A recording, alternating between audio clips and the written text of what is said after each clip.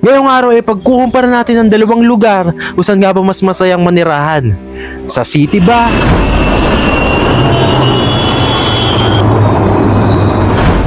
O sa parang probinsya na?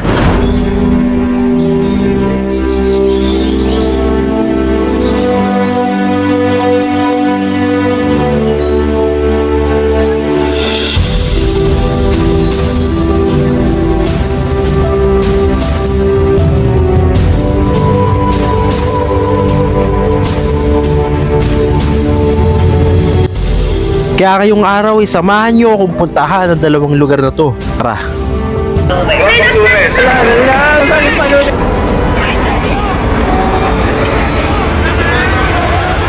May tatlong bagay tayo na pagkukumpara. Ang biyahe, pagkain, at ang mag-enjoy. Una, ang biyahe. Ipagkukumpara ko kung saan yung mas malayo or mas malapit. Kaya agad-agad na din ako mabiyahe sa dalawang lugar na to. At dito sa biyahe, makikita natin na mas malayong lugar nga talaga ang papunta sa may ilog. Dahil gabi pa lang ay bumiyahe na kami. Samantalang dito papunta sa Manila ay ang aga ko pa din nakarating. Kaya nakatambay na lang muna ako sa mall.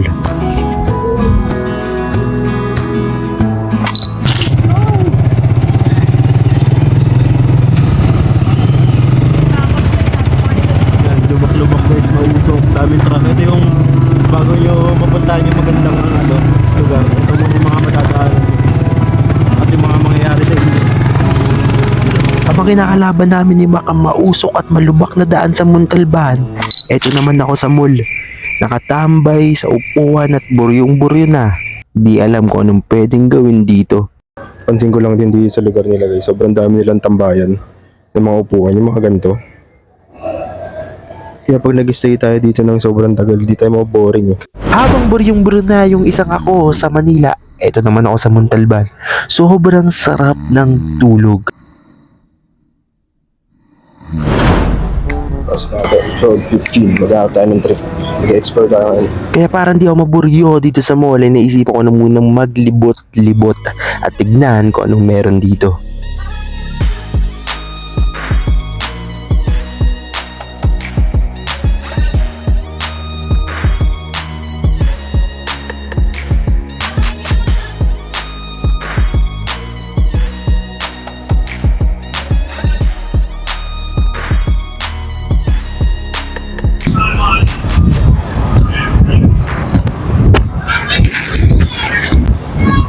Sa kakalibot ko ay may nakita akong upuan dito, kaya naisip ko nandito na lang muna ako tatambay at sakto nauuhaw na rin ako.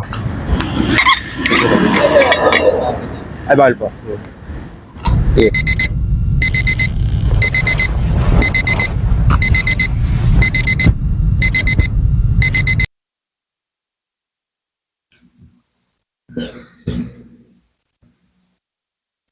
$5:20 ng umaga.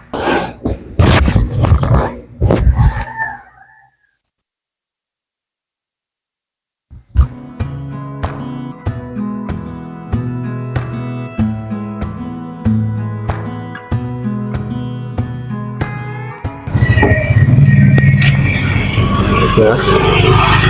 Kaya. Gana ba dito?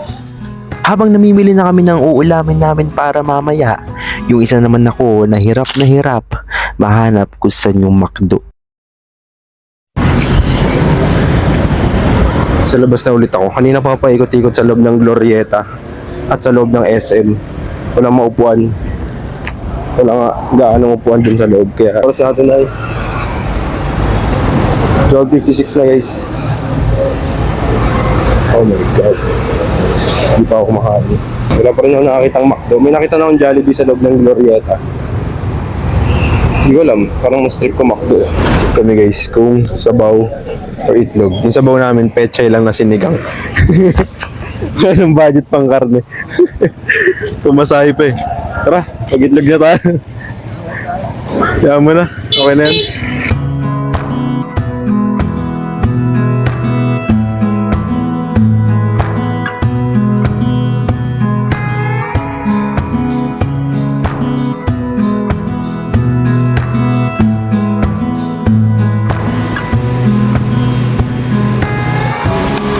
Ayun na guys, narinig nyo ba yun?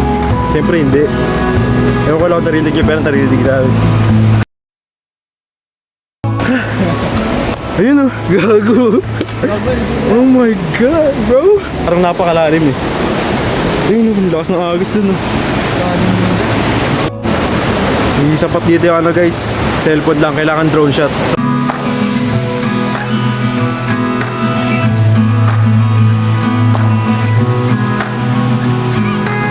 Actually, kanina pa ako nakaupo dito guys. Parang gusto kong, wala lang, manahimik. Manahimik lang ilang minuto or oras.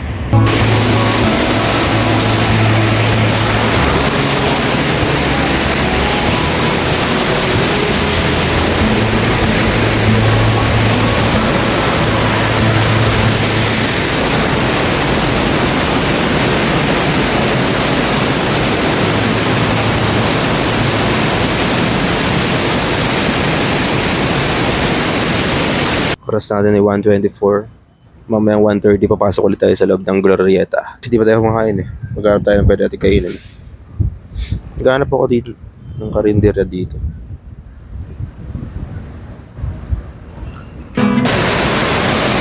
Wait lang. Tingnan mo na kayo dito.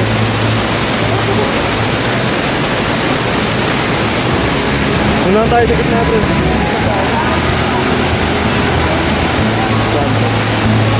Pwede po ito.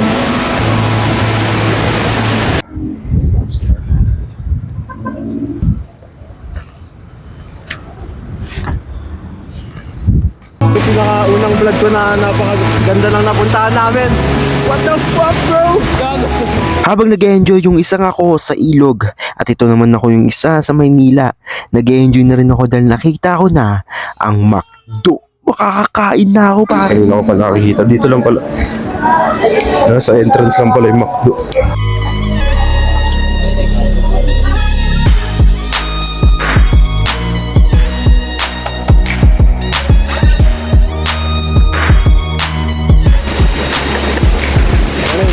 Yung mga pag-montage. Guys, kakain lang kami dito sa harap ng falls ha. Inggit na naman ang mga brother ko dyan. So, magsasandok lang kami sa harap ng falls. Bang! Bang! Itlog!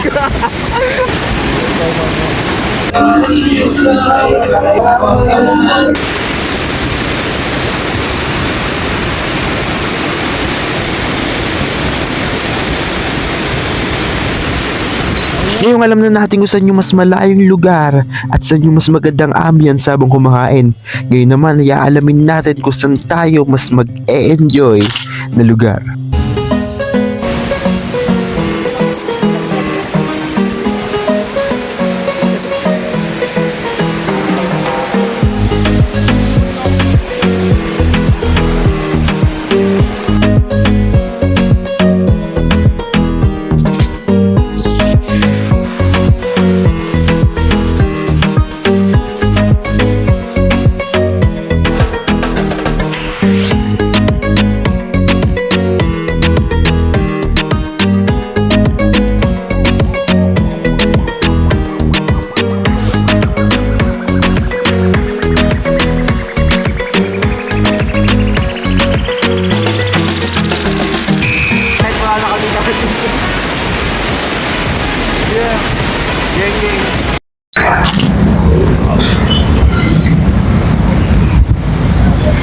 Maghanap tayo ng bagong tatambayan, bagong upuan. Hindi ko na alam kung nasan ako. Pagbaba ko dito. Simbahan pala to. Pagbaba ko dito. Sinilip ko lang kasi ang ganda ng place eh. Sabi ko, ano kaya to? Ganda dito. Tapos pagbaba ko dito, may simbahan pala. Hindi ko na alam kung nasan ako eh.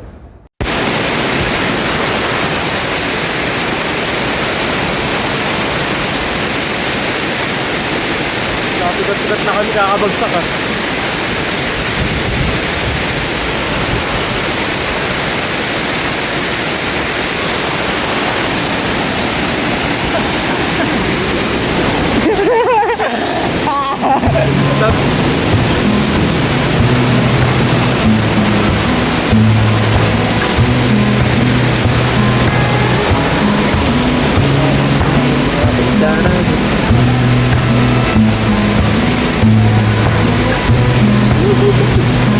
kami ngayon ng ano guys. Panulak. Dalit-dalit.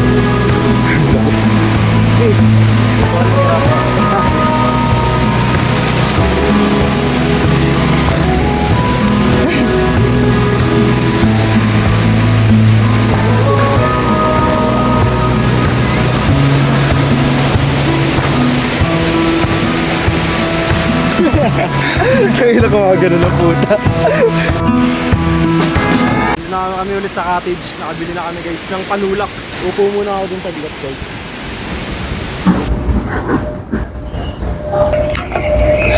Angas dito. Angas eh. May mga isda. May mga isda oh. Ano ba tawag yung isda? Ang isda oh. Oh my God.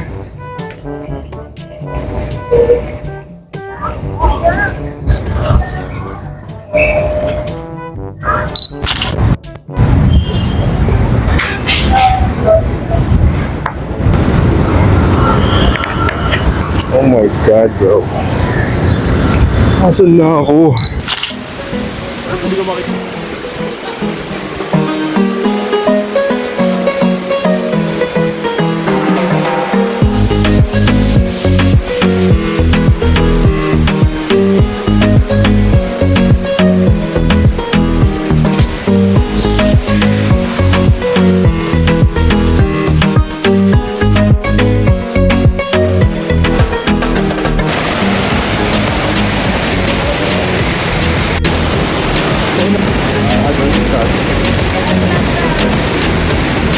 Ginawa nila. Sobrang dami ng tao ngayon guys. Oh. Marami pa tayong pupuntahan na ganito guys. Mag-subscribe na kayo dyan habang nandito kami sa taas ng bato. Dahil marami pa kayo masasaksihan ng mga magagandang tanawin sa Pilipinas.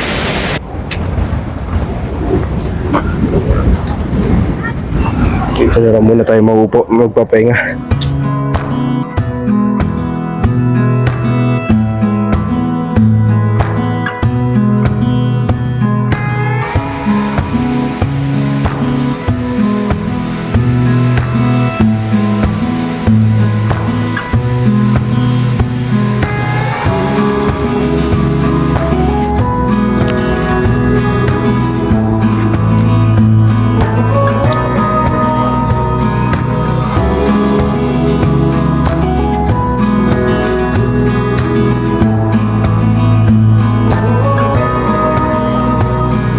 Kapalit ng saya ay kapalit din problema.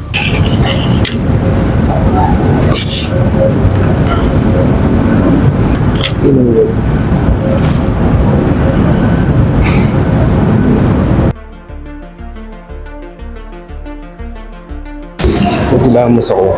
Hindi naman tumalab. Dito pa rin yung bato. Sa taas ng mata ko. Lumipat naman sa taas. Gago ko na yun. Nagbubog guys. Nagbubog dito. May basag na bote. Pagtalo niya nakapakan yun. Alam nyo, na-enjoy ko naman talaga yung dalawang lugar eh. Pero kung tatanungin nyo ako saan ako mas nag-enjoy, siguro dito talaga sa may nature. Bukod sa minsan ko lang mapuntahan to eh, wala ka pang marinig ng mga ikiris sa sakyan. Kumbaga, gusto lang talaga ng tubig marinig mo. Marelax talaga yung isip at ang sarili mo.